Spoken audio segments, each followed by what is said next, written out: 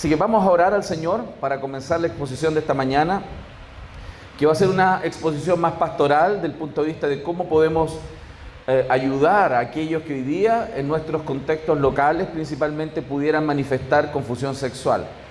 Y quiero, con la ayuda del Señor, abordar ese tema junto a ustedes.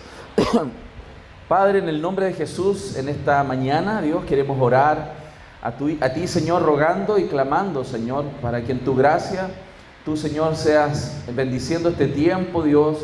Estamos delante de ti agradecidos por este día precioso de vida que nos das y también de estar juntos por esa oportunidad preciosa donde tu pueblo, Señor, se reúne en torno a tu nombre, buscando tu dirección, Señor. Y Padre, permítenos disfrutar de tu presencia, ser muy conscientes, Señor, de que tú estás aquí con nosotros, Señor.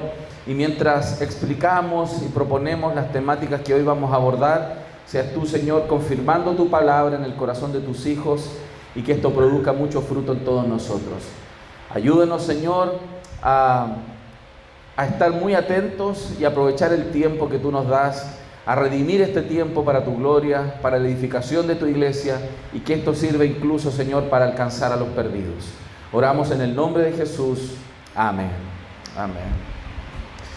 Bueno, vamos a abordar esta temática que estaría dentro del ámbito de la teología práctica. Ayer estuvimos hablando del fundamento bíblico y filosófico que tiene que ver con la relación de la verdad de la palabra y la ciencia. Estuvimos hablando del fundamento y que nuestro presupuesto de fe y de nuestra cosmovisión es la palabra del Señor. Nosotros como cristianos no tenemos jamás que tener vergüenza de decir que nuestro pilar y presupuesto fundamental es que la Biblia es la palabra del Señor. Y desde ahí parte toda nuestra comprensión de la realidad. Nosotros no tenemos otra fuente mayor que la palabra de Dios para definir la verdad. Y la ciencia ni la filosofía deben llevarnos a reinterpretar el texto, sino que el texto es nuestro fundamento, y desde ahí surge todo. Y la apologética que estuvimos viendo ayer está dentro del ámbito de la apologética presuposicional, no de la apologética evidencialista. Nosotros no defendemos nuestra fe en base a evidencias, sino en base a la verdad de la palabra, que lleva a una correcta interpretación de las evidencias y cuadra todo. Las evidencias comienzan a tener sentido y cuadrar todo cuando nosotros vemos que la verdadera narrativa, la historia real, y que eso va a tener implicaciones en el ámbito de la ciencia, tiene esa solidez que vamos viendo cuando leemos el texto y miramos el mundo y vemos la historia y nos damos cuenta que efectivamente esa es la historia genuina y no aquellas que nos han contado. Luego abordamos una de las implicaciones de la desviación de lo que en Génesis se creó perfecto. Bueno, en gran manera, Dios creó todo perfecto, completo y funcional, mas el pecado entró en la humanidad y todo comenzó a corromperse. El pecado entró en el hombre y a través de eso vino la muerte, la separación de Dios y todas las consecuencias que eso trae. Y vemos desde ahí en adelante cómo la autonomía del pensamiento del ser humano ha derivado, ¿cierto?, en grandes complicaciones para la vida, para el hombre. Confusión sexual es una de ellas. Y es por eso que en este contexto, a esta tercera ponencia, vamos a ir un poco ya a la teología práctica, a ver cómo podemos ayudar, en base a lo que la Escritura nos enseña, a una joven, un hombre, una mujer que está hoy día experimentando confusión sexual. Porque esto hoy día está siendo más masivo. Podríamos decirlo de alguna manera, es como que está de moda, ¿no? Y la influencia de los medios, el contacto de nosotros y nuestras familias en una sociedad muy liberal en este sentido, junto a otras áreas, está afectando la mente y el corazón. Y es muy probable que en nuestras iglesias comencemos a observar esas manifestaciones que tenemos que pastorearlas, tenemos que cuidarlas. Y es por eso que vamos a abordar algunos aspectos de esto, en algunos puntos o pasos, ¿cierto?, que nos pueden ayudar. Estamos hablando introductoriamente. La ponencia que vamos a hablar ahora es una introducción a esta área, porque evidentemente la manera de abordar el pecado que se origina en la homosexualidad, la fornicación, etcétera, etcétera, requiere consejería bíblica, y eso es un ámbito más amplio a desarrollar. Pero creo que con lo que vamos a observar hoy día nos va a generar claridad de hacia dónde tenemos que dirigirnos, cómo debemos encaminarnos para ayudar a aquella persona que esté en confusión sexual.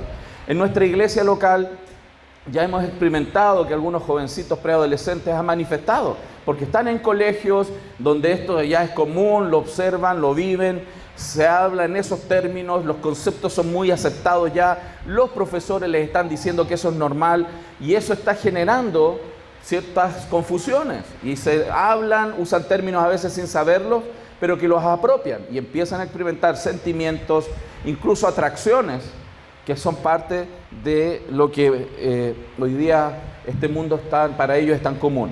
Entonces vamos a avanzar en eso, porque lo primero que la persona necesita ante la confusión sexual es el Evangelio. Después, el Evangelio. Y tercero, el Evangelio. O sea, la única manera de abordar cualquiera consecuencia del pecado en el hombre es mediante el Evangelio. Y cuando decimos Evangelio, estamos pensando en esta gran narrativa bíblica que habla de una creación, de una caída, pero también de una redención, de un proceso redentivo a través de lo que Cristo hizo y hace y hará de manera suficiente para redimir al ser humano de una condición caída, de una condición alejada del Señor. Y en ese sentido, la Biblia dice en Romanos 8, 7 y 8, dice, por cuanto los designios de la carne son enemistad contra Dios, porque no se sujetan a la ley de Dios, ni tampoco pueden. Y los que viven según la carne no pueden agradar a Dios. Por lo tanto, no significa un esfuerzo humano por cambiar. Cuando hablamos de ayudar a una persona, no le estamos diciendo, trata de cambiar lo que sientes, trata de cambiar lo que piensas y fuérzate a eso. Porque si lo estamos forzando a hacer un cambio en su vida, sin Cristo, eso es carne. Y el esfuerzo humano no agrada a Dios. Él no puede y no va a lograr agradar a Dios, porque lo que debe hacer un creyente que tiene una lucha con un área en su vida es apoyarse en la palabra del Señor y en la obra que el Espíritu Santo hace en un creyente en la santificación. Tiene un ejercicio humano, hay una actividad humana que tiene que ver con la responsabilidad humana, pero evidentemente su fe y su confianza está en la obra que el Señor hace en su vida. Porque el que comenzó la buena obra en nosotros, dice Filipenses, la perfeccionará hasta el día de Jesucristo. Entonces el Evangelio es el centro de lo que podríamos decir, cómo podemos abordar el acercamiento a una persona que está hoy día, a un joven que hoy día está luchando con confusión sexual. En mi ejercicio pastoral en el ámbito de consejería bíblica me ha tocado pastorear 3 veces situaciones de ese tipo, en 3 oportunidades. Y esas 3 oportunidades justamente lo que hemos llevado es abrir las Escrituras y mediante el proceso bíblico del cambio, animar al creyente en su comunión con Dios a una transformación no solo de conductas, sino también de motivos de su corazón. Y hermanos, Dios puede hacer eso. Dios cambia el corazón. La ley de Jehová convierte el alma. Y si no nos centramos en ese punto para aconsejar a una persona, podemos estar forzando conductualmente el ejercicio de un cambio. Por lo tanto, les recuerdo, sin fe es imposible agradar a Dios.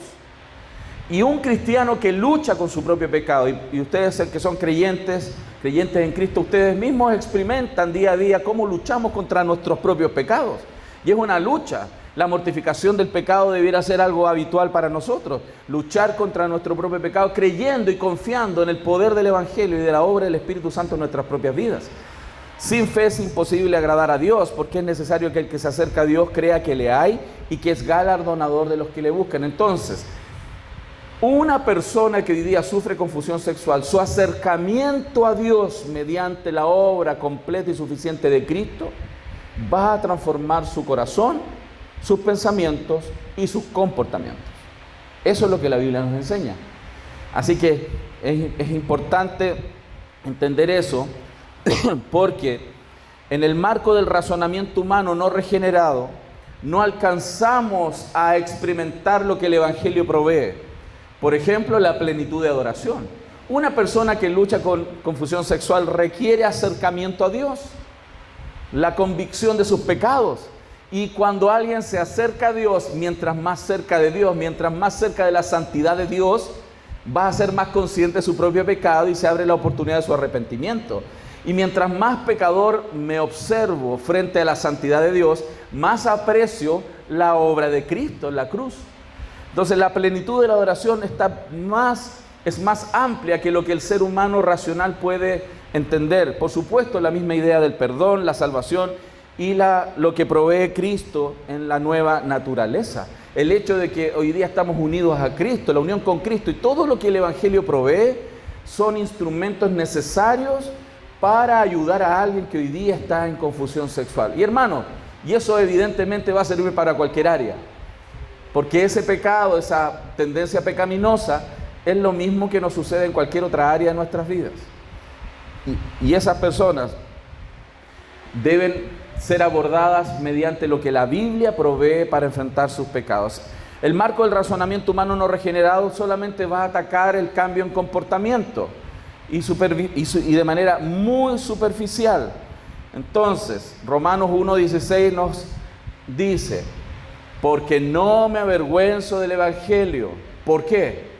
Porque es poder de Dios para salvación a todo aquel que cree, no al que hace, al que cree, y porque cree, hace. Y ese es el orden del Evangelio. Aquel que cree en el Evangelio tiene vida eterna, aquel que cree en el Evangelio experimenta redención, y no solamente en un momento de su vida, aquel que cree de manera continua y que permanece y prevalece en la perseverancia de los santos para una obra regeneradora de su corazón. Y aquel que lucha con el pecado de la homosexualidad y el lesbianismo, por ejemplo, va a enfrentar la redención de su corazón mediante esto, el Evangelio de nuestro Señor Jesucristo. Colosenses 1:9 dice en adelante: por lo cual también nosotros desde el día que lo oímos, no cesamos de orar por vosotros y de pedir que seáis llenos del conocimiento de su voluntad en toda sabiduría e inteligencia espiritual. ¿Para qué? Para que andéis como es digno del Señor, agradándole en cuanto, en todo, llevando fruto en toda buena obra y creciendo ¿en qué? En el conocimiento de Dios, fortalecidos con todo poder conforme a la potencia de su gloria, para toda paciencia y longanimidad, con gozo dando gracias al Padre que nos hizo aptos para participar de la herencia de los santos de luz, el cual nos ha librado de la potestad de las tinieblas, hermanos, y trasladado al reino de su amado Hijo, en el quien tenemos redención por su sangre, el perdón de pecados. Pablo solamente en estos versículos nos está mostrando el proceso de santificación. Él reconoce que hay una obra de poder del Evangelio en los colosenses, pero también les dice: esto no ha parado y continúa. Y tu acercamiento al Señor y conocimiento de la gracia, ¿cierto?, de la voluntad, de la sabiduría, y con toda sabiduría e inteligencia espiritual, eso nos permite en esta relación espiritual con Dios, nos permite ir acomodándonos, amoldándonos a aquello que el Señor llama digno. Y eso es un proceso en todos nosotros. Si nosotros somos bien honestos, reconocemos que hay áreas en nuestra vida que requieren santificación. ¿O soy el único aquí? ¿Cierto? Todos requerimos santificación. ¿Y qué esperanza qué esperanza tengo yo como pecador? El Evangelio. Y solo el Evangelio. Que Cristo siga haciendo aquella obra en mi vida. De esa manera entonces comenzamos a abordar. Entonces, cualquier intento para un cambio de comportamiento en vez de un cambio de reino es inútil e ingenuo. Si nosotros no nos acercamos a una persona que lucha con confusión sexual, con la primera meta, que su posición sea segura en Cristo, que su reino sea ahora el reino de la luz y no el de las tinieblas, que Él haya sido trasladado del reino de las tinieblas a su amado Hijo, es ingenuo pensar que vamos a lograr algo bueno. Porque si Cristo no está en su corazón para obrar poderosamente mediante el Evangelio, no vamos a observar un cambio. Podemos observar algunos cambios de conducta superficiales, pero no el fondo, que es el corazón. ¿De dónde surge todo, hermanos? ¿Dónde está el motor de todo? En el corazón. Y en este sentido es importante reconocer que la meta entonces es Cristo, no la heterosexualidad. ¿Por qué digo esto? Porque me ha tocado también observar que cuando hay alguien que manifiesta ciertos comportamientos, inclinaciones hacia el mismo sexo, por ejemplo, un niñito tiene una cierta atracción hacia otro niño, lo que algunos padres reaccionan es empezarle a mostrar niñitas bonitas para que él empiece como a ser atraído. Entonces, eso lo que está fomentando es la fornicación. La meta no es la heterosexualidad. Hermanos, el infierno está mayormente y probablemente más lleno de heterosexuales que de homosexuales. Porque el problema no es ser fornicario, el problema es no tener a Jesús como su Señor y Salvador. Entonces la meta es más de Cristo en el corazón de una persona, porque eso es lo que va a transformar la vida. La meta no es el cambio de la heterosexualidad. Vuelvo a repetir, si fomentamos la atracción a otro sexo, y esa es la meta nuestra, lo más probable es que termine acostándose con una persona del mismo sexo. En vez de que Cristo sea el centro de su adoración y no la sexualidad, no el sexo, ni la atracción al sexo, a un mismo sexo, sea la meta que perseguimos y formar en su corazón, sino que Él ame y adore a Cristo, conozca a Cristo, ame a Cristo, adore a Cristo, porque eso ordena su mente, ordena sus pensamientos, ordena su vida, como nos pasa a todos nosotros, hermanos. Lo que nos cambia a nosotros es amar a Cristo. No es lo que el Señor dijo cuando le preguntaron cómo se resume toda la ley y los profetas, ¿no? ¿Cuál es el primero y más grande mandamiento? Amarás al Señor tu Dios con todo tu corazón y a tu prójimo como a ti mismo. Y en eso se resume toda la ley y los profetas. Entonces, lo que aquí está diciendo es que lo más importante es amar, pero amar a la persona correcta y de la manera correcta. Amando a Dios, nuestra vida comienza a cambiar. En esa relación profunda con Dios, amando a Cristo, viendo a Dios en la imagen de Cristo y la gloria de Cristo, hermanos, las personas comenzamos a ser transformadas a la imagen misma del Señor. Esa es la meta. Vuelvo a repetir, porque la primera tendencia, y es bastante común observar, es tratar de dirigir sus afectos de manera forzada. Y eso es un problema, porque se abre espacio a peores cosas. Podríamos decir, el remedio es peor que la enfermedad. La enfermedad del hombre, ¿cuál es? No tener a Jesús en su corazón y tener una profunda comunión con Dios, porque la profunda comunión con Dios nos cambia. Dios nos cambia, y eso es lo que tenemos que apuntar. Evidentemente, si tenemos al frente a alguien que no ha nacido de nuevo, nuestra primera meta antes de intentar cambiarlo y que cambie, digamos, es que conozca a Jesús por medio del Evangelio. ¿Me estoy explicando, hermanos? ¿Sí? Eso es uno de los aspectos importantes a entender desde el punto de vista pastoral. Me refiero al punto de cómo cuidamos a una persona que está con una inclinación al mismo sexo, ciertos síntomas, manifestaciones de eso. La mayoría de todos los criminales, violadores, abusadores y de hecho incrédulos son heterosexuales. Entonces no ganamos tanto con transformarlo en un heterosexual si no tiene a Cristo en su corazón y no ama a Cristo como meta principal. Entonces, cuando vemos el texto de Efesios 4:11 se nos aclara también esto. Y él mismo constituyó a unos apóstoles y a otros profetas y a otros evangelistas y a otros pastores y maestros a fin de perfeccionar a los santos. O sea, Dios instauró la iglesia, instauró, ¿cierto?, toda este recurso de dones de Dios para la iglesia, como son los pastores, ¿cierto?, para cuidar la iglesia con una meta, para perfeccionar a los santos. ¿Para qué? Para la obra del ministerio, para la edificación del cuerpo de Cristo. ¿Con qué meta? Hasta que todos lleguemos a la unidad de la fe y del conocimiento del Hijo de Dios, a un varón perfecto a la medida de la estatura de la plenitud de Cristo. Entonces, esa es la meta. ¿Cuál es la meta entonces de alguien que tiene confusión sexual? Más de Cristo y menos de Él. Y que sea como Cristo. Y eso tiene esa implicación de que va a requerir de los medios de gracia que Dios ha otorgado para que aquel creyente sea transformado y crezca.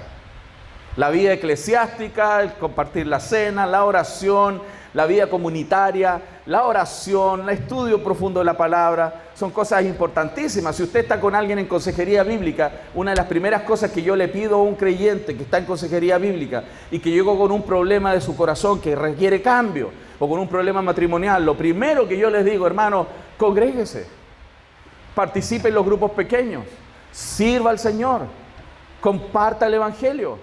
O sea, en esa actividad del creyente, Dios le nutre. ¿Para qué? Para que Cristo siga siendo formado en su corazón. Romanos 8, 28, 29 dice, y sabemos que a los que aman a Dios, todas las cosas les ayudan a bien, esto es, a los que conforme a su propósito son llamados, porque a los que antes conoció, a esto también los predestinó para que fuesen hechos conforme a la imagen de su Hijo, para que Él sea el primogénito entre muchos hermanos. Otro texto entonces que refuerza la meta. ¿Cuál es la meta cuando nos acercamos a ayudar a alguien que tiene confusión sexual? Es que sea transformado a la imagen de Cristo. Esa es la meta.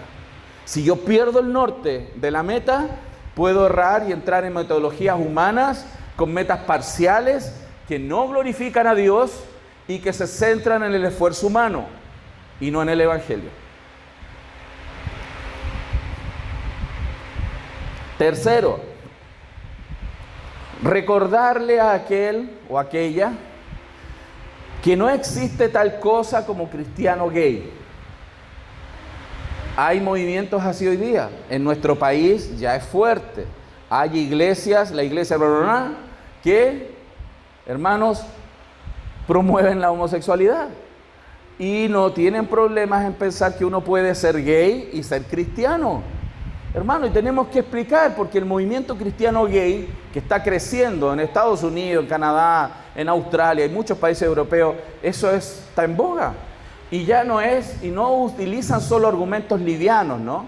Argumentos simples, fáciles de contrarrestar con la verdad de la palabra. No, ellos ya están usando argumentos muy profundos del griego, del hebreo, y hay todo un trabajo que tenemos que hacer exegético para defendernos también de la argumentación en contra de este movimiento.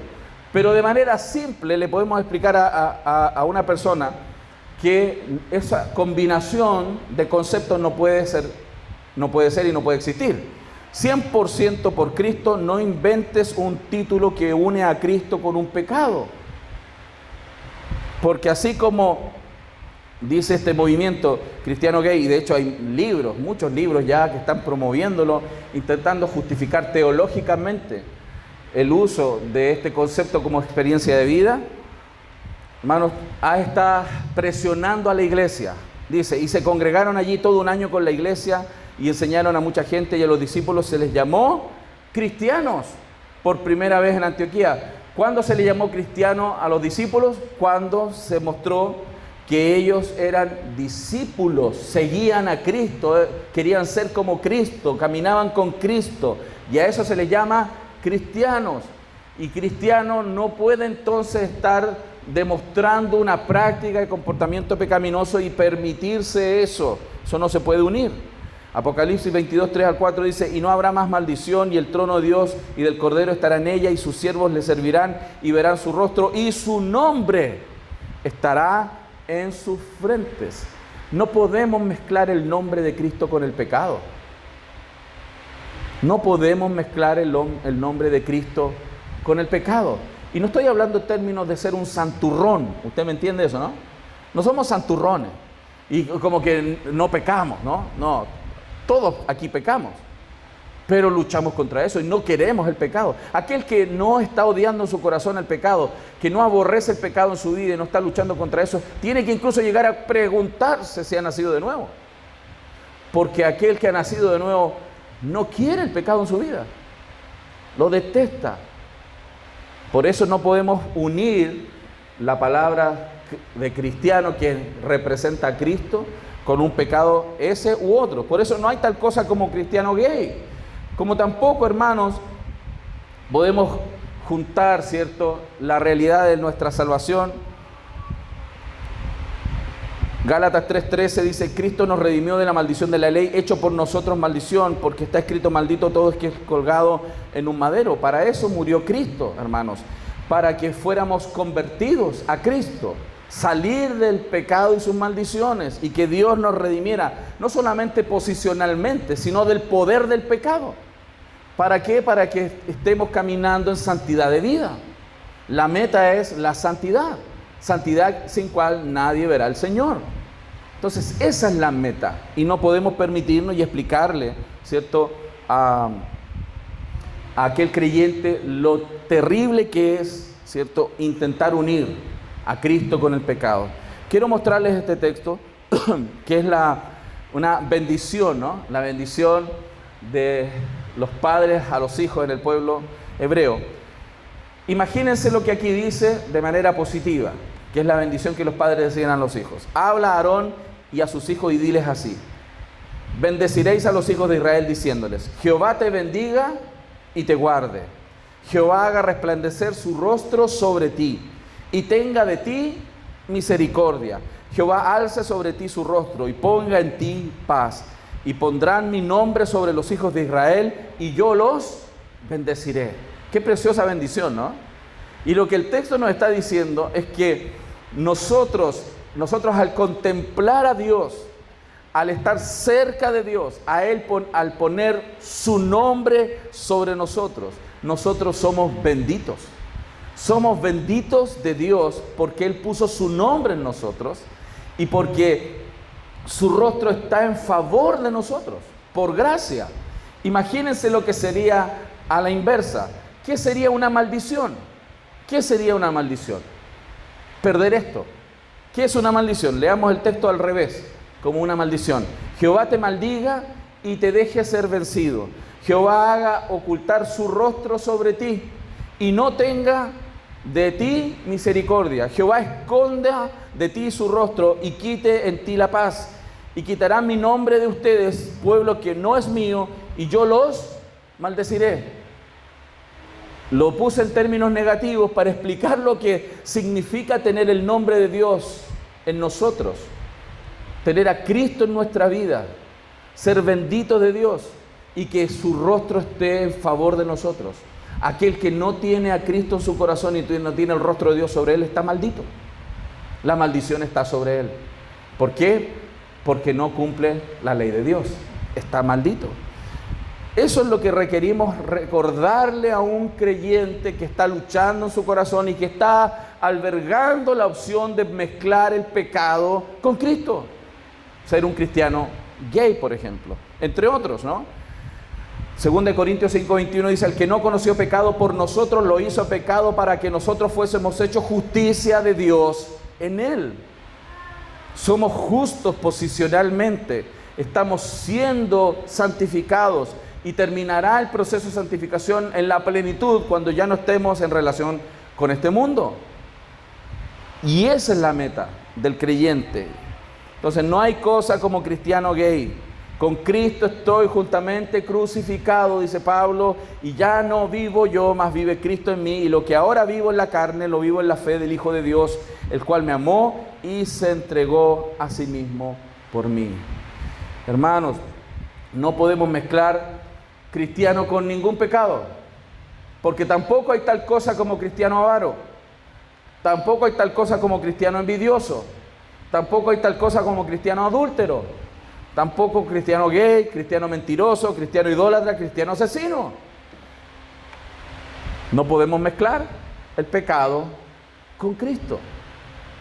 Y la lucha y la mortificación del pecado debiera ser algo que tenemos que animar al creyente y no permitirle entonces en su corazón albergar la opción de que no es raro escuchar que el Señor así me entiende.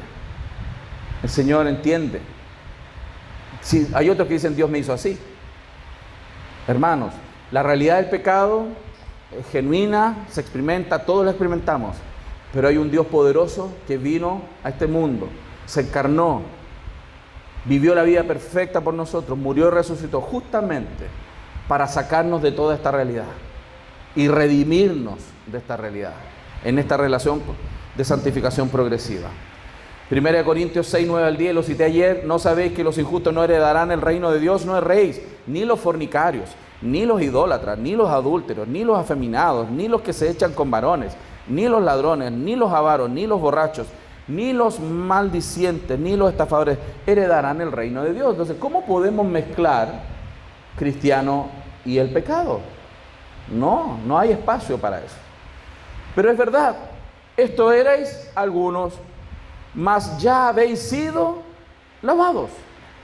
Y tenemos que recordarle a aquel creyente que está luchando, hey, has sido lavado, ya habéis sido santificado, ya habéis sido justificado en el nombre del Señor Jesús y por el Espíritu de nuestro Dios. Entonces, cuando esto comienza a ser aplicado en el corazón del creyente y él empieza a entender, empieza a desaparecer esta presencia o evidencia fuerte del pecado en nuestros corazones. De hecho, gay es un pseudonombre para convertir un pecado en una supuesta identidad hoy día. Utilizan la palabra gay para tener y definirse como una identidad. Hermano, no debería ser así. Debe desaparecer. Es más, usamos una palabra que está transfiriendo una idea distinta de identidad y no lo que la Biblia enseña. Eso es fornicación. Fornicación. Y debemos huir de la fornicación, ya sea hacia el mismo sexo o hacia un sexo opuesto. Y no usarlo como identidad. No puede existir un cristiano fornicario. Debe ser un cristiano bíblico, un cristiano como el Señor quiere que seamos. Y vuelvo a aclarar el punto, no estamos hablando de ser santurrones y que ahí nos creemos perfectos, como que no pecamos, no es esa la idea. Debemos transferir la idea bíblica. Reconocemos la lucha en nuestros corazones. Pablo dijo, miserable de mí, lo reconoce, miserable de mí, ¿quién me librará de este cuerpo de muerte? Pero él mismo concluye diciendo, gracias doy por Cristo, porque Cristo es suficiente para redimirnos del poder del pecado. Cuarto punto, y luego vamos a hacer un pequeño break, ¿les parece? Y seguimos después con los demás. Esta tentación, hermanos, es común. También explicarle eso. Por un lado, mostrarle la gravedad del pecado, que no podemos unirnos, pero hermanos, estamos en un mundo caído donde estas cosas se dan. 1 Corintios 10:13 dice, no os ha sobrevenido ninguna tentación que no sea humana, dentro del género humano. Todos luchamos con esta realidad porque vivimos en un mundo caído. Entonces también ofrecerle esperanza, ¿no? Por un lado, hablarle de la gravedad de la situación, que no puede haber complacencia con el pecado, pero mostrarle que evidentemente no está solo en esto. No está solo en esto. Porque así como la tentación es humana, justamente con la tentación el Señor da la salida para que podáis resistir. Ya que es común, la respuesta es el discipulado en la palabra. ¿Cómo entonces ayudamos a alguien que esté en confusión sexual? Discipulado en la palabra. En términos más actuales, ¿cómo se entiende este discipulado específico sobre un área específica? Es lo que llamamos consejería bíblica. La consejería bíblica es discipulado, pero discipulado intensivo en un área específica de la vida. Cuando el pastor semanalmente y de manera profética predica el sermón dominical, él está discipulando a la iglesia a través del sermón. Pero evidentemente el sermón abarca proféticamente un área que Dios quiere de acuerdo a nuestra predicación expositiva a la iglesia. Pero los creyentes tienen necesidades específicas por realidades diferentes, luchas particulares de su propia vida, realidades contextuales que son a veces más complejas que las que yo tengo. ¿Y cómo abordamos eso? Debido a que es común que esto suceda mediante la consejería, que es un discipulado bíblico específico en la palabra del Señor. La consejería nutética, ¿cierto? De poner la verdad de Dios en la palabra, en la mente de una persona, creyendo y confiando que esa palabra no retorna vacía y que da fruto, convence, transforma, redime. Eso es lo que hace el Evangelio. Amén. Por lo tanto, ¿qué es el discipulado? Es reemplazar mentiras con la verdad. Si ustedes se dan cuenta y pueden revisarlo después en casa, como tarea, en Romanos 1, si usted lee todo el capítulo 1, particularmente del 18 al 30 y algo que termina el capítulo 1, usted se va a dar cuenta ahí que hay 3 cambios. El ser humano hizo 3 cambios. El primer cambio, no lo tengo aquí en la pantalla, el primer cambio que hace, revíselo usted en el texto, no se quede con lo que yo le dije, sino revíselo. Hay 3 cambios. El hombre cambió al Creador por la criatura, ¿cierto? Lo dice el texto en Romanos 1, cambia al Creador por la criatura. Segundo cambio que hace, cambia la verdad por la mentira. Y tercer cambio, cambia el uso natural de sus cuerpos, de acuerdo al diseño. Esos 3 cambios hace el hombre. Esos 3 cambios traen consecuencias. Dios los entrega a una mente reprobada, lo entrega a las pasiones de su corazón, ¿cierto? Y a pasiones vergonzosas, cosas tremendas, maldiciones podríamos decir, que Dios determina a aquel que hizo estos 3 cambios. ¿Cuál es la esperanza entonces? Para ellos, Romanos 12, 1. Os ruego por las misericordias de Dios que presentéis vuestros cuerpos como un sacrificio vivo, santo, agradable a Dios, que es nuestro culto racional, transformados por medio de la renovación de vuestro entendimiento para que comprobéis cuál sea la buena voluntad de Dios, buena, agradable y perfecta. Lo que esos 2 versículos, Romanos 12, 1 y 2, nos muestra el proceso de redención de la maldición por haber hecho esos 3 cambios. ¿Qué es lo que estamos haciendo hoy día? Lo inverso a lo que hicimos en Romanos 1. Ahora cambiamos las mentiras por las verdades, de manera progresiva, en el discipulado. Luego dejamos las criaturas, de adorar a las criaturas, las cosas hechas, y empezamos a adorar al Creador.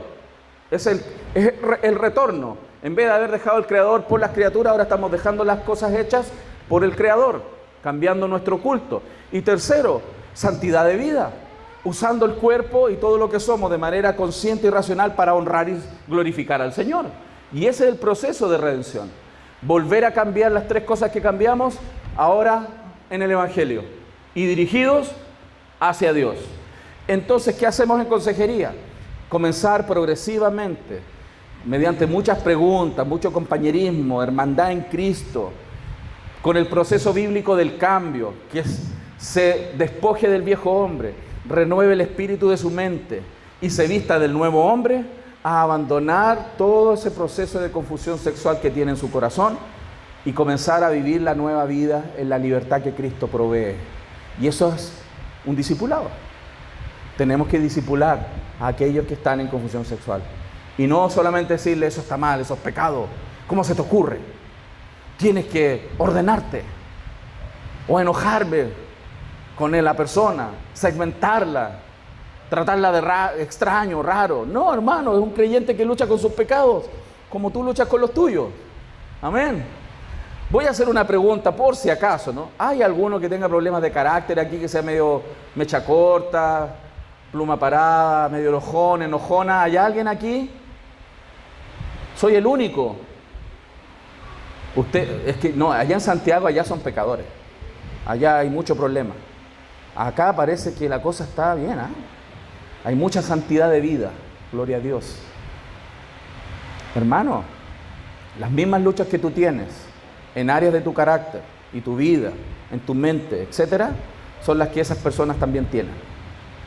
Y tenemos que amarlos como cristianos si son creyentes, y si no lo fueran, amarlos también, y tener el discipulado bíblico para ayudarles en su proceso de transformación. También entonces ponerlas en práctica con la ayuda del Espíritu Santo y con el apoyo de otros creyentes. O sea, ese cristiano requiere ayuda. Yo no sé si a usted le ha pasado, pero yo lo hice muchas veces. Cada año nuevo yo le prometía cosas al Señor. Señor, ahora sí, este año, Señor, te lo juro por este puñado de cruces, Señor. Ahora sí que voy a cambiar, Señor, voy a cambiar. Este año voy a leer bien la Biblia, me acuerdo cuando joven, ¿no? Leer la Biblia, voy a tratar esa área de mi vida, voy a ser más disciplinado. Me duraba 2 días. Ya como el 3 de enero, ya estaba pidiendo perdón de nuevo. ¿Cuál es el problema? Que todo creyente requiere apoyo. Todo creyente requiere apoyo. Aquel creyente que lucha con su pecado solo, sin la actividad propia de cada miembro, como nos enseña la Biblia, está mal. ¿Cómo crece el cuerpo? Según la actividad propia de cada miembro, recibe su crecimiento para ir edificándose en amor. la exhortación mutua, la disciplina eclesiástica como método y metodología bíblica para ayudar y motivar la santidad de vida, son elementos junto con el discipulado, el compañerismo cristiano, buscar juntos al Señor, orar unos por otros, exhortarnos unos a otros y todos los unos a otros. Hay 31 unos a otros, hermanos, por lo menos. Esa vida cristiana, todos la necesitamos. Necesitamos a alguien que nos anime a corregir los puntos ciegos que a veces no vemos, como también que nos ayude a corregir las cosas que sí vemos. Todos necesitamos de un Natán, ¿ah? Que te diga, ¿sabías que había alguien que tenía una ovejita y había otro que tenía muchas ovejitas y vino alguien y justo en vez de tomar su ovejita vino y le quitó la ovejita al otro y tú te enojas, hoy ¿cómo puede ser la gente así, los hermanos, y se dicen cristianos? No, ese eres tú. Ese eres tú. Tú eres el que tiene problema de carácter. Tú el que dices, tú hablas enojado con tu cara. A mí me lo han dicho. Tú hablas enojado con tu cara. Mírate al espejo. ¡Wow! Necesitamos Natanes. ¿Amén? Entonces, esa persona también lo requiere. Requiere compañerismo cristiano para la vida de santidad. Santiago 5:16, confesaos vuestras ofensas unos a otros y orad unos por otros. ¿Para qué? Para ser sanados. La oración eficaz del justo puede mucho, hermanos. Entonces, aunque este texto habla de sanar enfermos, el contexto trata con la vida como se lleva a cabo en la iglesia de Cristo y es parte de nuestra vida de cristianos. Aplicando la palabra en el discipulado cristiano, vamos a ver lo que la Biblia nos muestra sobre su suficiencia, del poder que tiene la verdad de la palabra en el corazón de una persona. Toda la Escritura, toda, desde Génesis hasta Apocalipsis, toda la Escritura es inspirada, todo el texto. Toda esa inspiración plenaria debemos usarla. Debemos usar la Escritura. ¿Para qué? Porque es útil para enseñar, para redarguir, para corregir y para instruir en justicia, hermano. A fin de que el creyente, el hombre, la mujer piadosa de Dios, sea perfecto, enteramente preparado para toda buena obra. Aunque esto está orientado principalmente hablando de aquellos siervos del Señor que tienen funciones particulares, lo extrapolamos claramente al área de la consejería bíblica para todo creyente. Y la palabra del Señor es poderosa. Dice, primero la usamos para enseñar. Yo lo explico de esta manera, para hacerlo un poco didáctico. Cuando alguien enseña es como estar en una clase. Ponemos el pizarrón, le explicamos, le dibujamos monitos, cositas claras, le enseñamos los términos, la palabra, el lenguaje, explicamos el texto y la persona, uno le pregunta, ¿entendiste? ¿Qué dice? Sí, entendí. Perfecto, la palabra de Dios es útil para enseñar y que las personas entiendan, les parezca lógico, entendible, racional, aunque requiere su convicción en el corazón, pero la persona lo logra entender. El Evangelio no es locura, no es tontería, no es raro, en el sentido de que es entendible racionalmente. Pero, además, la palabra tiene el poder no solo de hacernos entender, sino también de redarguir en el corazón. Y además que lo entiendo, después yo me identifico con la palabra y me doy cuenta que eso que están enseñando yo debo cambiarlo. Me redarguye, me convence. No solo me enseña de que hay gente que está mal, sino yo estoy mal, yo tengo que cambiar. Me redarguye. La misma palabra mientras me la están enseñando y puedo estar en un estudio bíblico estudiando y decir, oh, qué espectacular, suena muy bien, hasta que en algún minuto me pisan mis callos. ¿Usted entiende eso, lo que eso significa? Me llega a mí, me toca a mí, Dios me habla a mí y me convence a mí de que debo cambiar mientras estoy haciendo el discipulado. Y por eso a veces ha pasado que un creyente ha pasado 20 veces por los mismos versículos hasta que en un momento Dios le convence. Eso es el poder de la palabra, no del predicador. La palabra es útil. La palabra es útil y eficaz para enseñarnos correctamente, pero también para redarguirnos. Tercero, para instruir en justicia, para ayudarnos, para corregir. Tercero, para corregir antes de instruir. ¿Por qué corregir? No solamente nos enseña, no solamente nos redarguye, sino que nos corrige, nos muestra el camino correcto. Si usted va en un barco directo a estrellarse con un iceberg, ¿qué hay que hacer? No solo no salir gritando, sino corregir el rumbo, hermano, girar el timón y hacer una nueva ruta, porque si usted sigue haciendo exactamente lo mismo que ha hecho siempre, va a llegar siempre al mismo destino, el caos, la pérdida. Hay un camino diferente. La Biblia traza el camino diferente. Nos hace corregir el rumbo. Corregir el rumbo. Eso hace la palabra.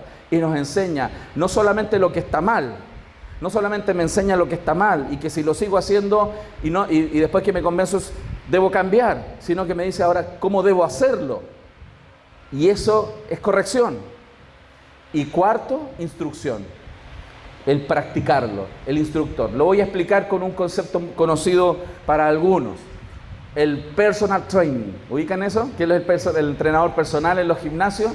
El personal training en un gimnasio tiene conocimiento sobre algo del cuerpo, de los ejercicios, pero no solamente tiene la correcta comprensión del cuerpo y sus capacidades para las máquinas, etcétera, etcétera, sino que también es una persona que te anima. ¿Alguna vez fue al gimnasio usted? Yo fui al gimnasio una vez. Bueno, no seguí, se nota. Pero fui al gimnasio una vez. Pasé por ahí. Hermano, y el personal training no solamente sabe de la máquina y del cuerpo, sino que también te anima. Cuando tú estás ahí sudando la gota gorda, ya no puedo, no, lo voy a dejar, ya no puedo más, vamos, otra serie.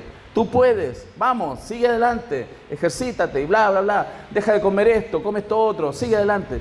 Tiene la idea de motivarte, de decirte cómo seguir haciéndolo, y si te caes, te vuelves a parar y sigue instruyéndote en justicia. La palabra del Señor también hace eso. Nos instruye, nos anima. Cuando queremos tirar la toalla, la palabra del Señor viene y nos vuelve al camino y nos vuelve a parar. 7 veces cae el justo, 7 veces se levantará. Y permanece la palabra del Señor fortaleciendo nuestras convicciones para poner por obra de manera regular y permanente lo que el Señor nos ha enseñado. ¿Con qué meta final? ¿Por qué todo esto? A fin de que hombres y mujeres seamos enteramente preparados, hermano, a la estatura de la plenitud de Cristo. Esa es la meta. Dios no quiere menos que eso. Evidentemente no entramos al cielo por eso, porque Cristo es el perfecto, Él abrió la puerta, pero Dios no baja el estándar. ¿Cuál es la meta de todos los creyentes? Ser como Cristo. Eso debiera motivarnos. Y eso motivaba al apóstol Pablo. Colosenses 1, 28, 29 dice: a este Cristo proclamamos, aconsejando y enseñando a todo hombre, a fin de presentar perfecto y maduro a todo hombre. Por este fin trabajo y lucho, fortalecido por el poder de Cristo que obra en mí, decía Pablo. ¿Qué motivaba a Pablo a levantarse todos los días? A discipular a la gente, enseñarle a la gente, aconsejar a la gente, a fin de que Cristo sea formado y sea presentado personas maduras delante del Señor.